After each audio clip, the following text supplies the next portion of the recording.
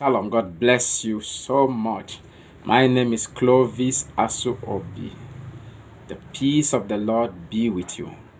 If this is your first time here, you are so welcome.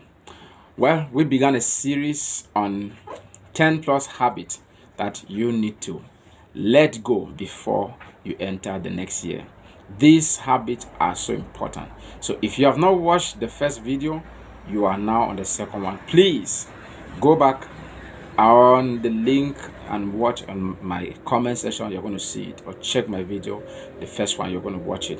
Let's go. 10 plus habit. Last week we said the habit of coming late to event and church, and then manipulating your phone.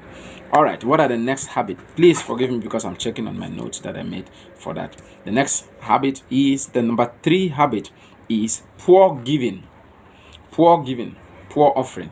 Listen to me. No matter how you say it, you can't beat God in giving. If you are giving poor, forget it. If you are giving poor, there are people that you have never given an offering more than $5 in a church, $10 in a church, $20 in a church. To give $100 as an offering, I'm not talking about a special seed. I'm not talking about you take a seed and you give, like, okay, this is prophetic seed, I'm connected or something. I'm talking about giving an offering. Some people have never given up to 1,000 pesos as offering. How?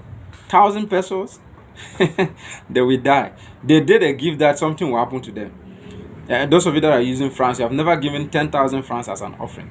2,000 francs I've never given as an offering on a Sunday service.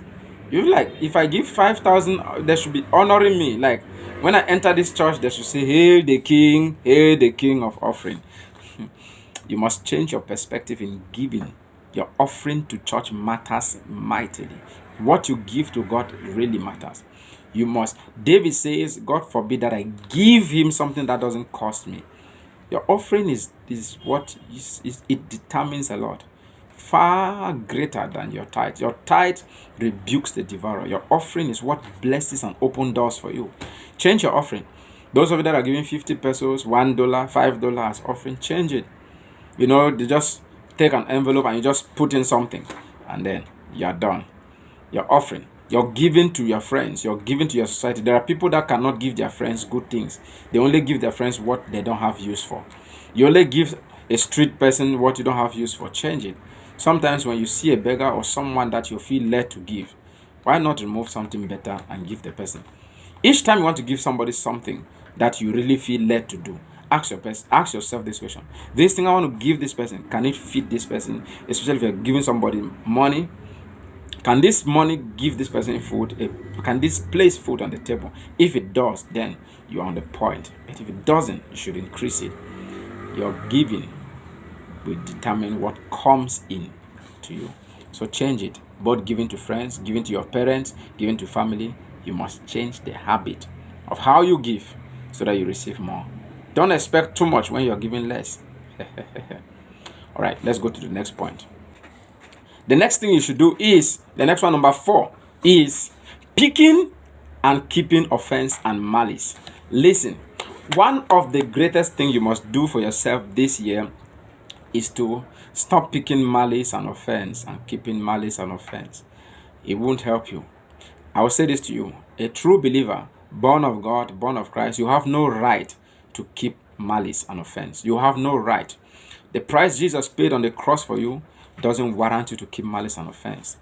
Can't believe it that there are people going to church that they are not talking to one another. There are people going to church, the same church, under the same roof, they are not talking to one another. They are quarrelsome, they are always quarreling, they have one problem to another. You can't grow like that. That is not Christianity. You are just a religious noisemaker. You can't be in church and you're keeping malice for your sister and you're praying that God should bless you. You are a hypocrite. You can't be in church and you're not talking to somebody for 6 months, 3 months. You're not communicating with the person. Not like you distance yourself from the person. Like you see the person, you are looking at the person is looking at you. The person is greeting you, you are twisting your face like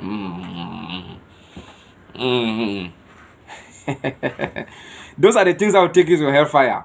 You think maybe it's massive sin, like, okay, I've killed somebody. That malice can take you to hell. Anger. You Deal with it this year. Tell yourself, I will not get angry easily. Or if I get angry, I will let go the person. Because anger, malice, all of this, keeping offense, you should not intoxicate your Christianity because of someone else. All right. Number 5. Multiple relationships, multiple dating. There are people that are having more than 2 relationships, 3. What? There are people that have 4 girls as their girlfriend, 4 boys as their boyfriend. Well, I'm single, so I'm just keeping this one. I'm keeping this one. In case this one fails, I'll move to this one. I just want to try it, You think you're playing smart. That you're inviting the spirit of adultery in your life. By the time you get married, you now have side chicks, and I don't know how they call ladies that have other men around them. Side men. I don't know how they call it. Listen, as a lady, your integrity matters. You can't say, well, I'm just trying to taste all of them. I'm not putting my eggs on one basket. You're actually doing an advanced prostitution. It's just that you're not standing on the street. If you have integrity, you should date somebody, be with a person, and work together and trust God.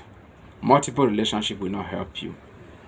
Be it a man, be it a woman. As a man, you feel like you're smart. I have 4 of them. They are dying. They are crushing after me. They are actually crushing your destiny. They are killing it. They are dealing with it. They are smashing it. You become destineless. You become energyless. You become weak. You become like a paper. Multiple relationship. You must lay aside. If you are listening to this and you have more than 2, 3, 4 relationships, start today. Send them text. It's over. Why is it over? Say it's over. I'm not dating you again. We are ending it. Choose one. Stay with one. If you're looking for a life partner, pray God which one. If you can't see, just send all of them messages. It's over. The real one will appear. Say, I really want to marry you. Why do you say it's over? Delete all of those guys. Say it's over. Bye-bye. And then you fight for your destiny. Okay. God bless you. So, part 3 of this edition, we're going to continue with the next. Among this one, let me hear the comment section. Do you have somebody, somebody that is keeping malice with you? Forgive the person. And if you have learned something, drop something at the comment section. And God bless you. Bye-bye. I will see you on the next video. Shalom. Please subscribe if this is your first time. Let's get to the next session.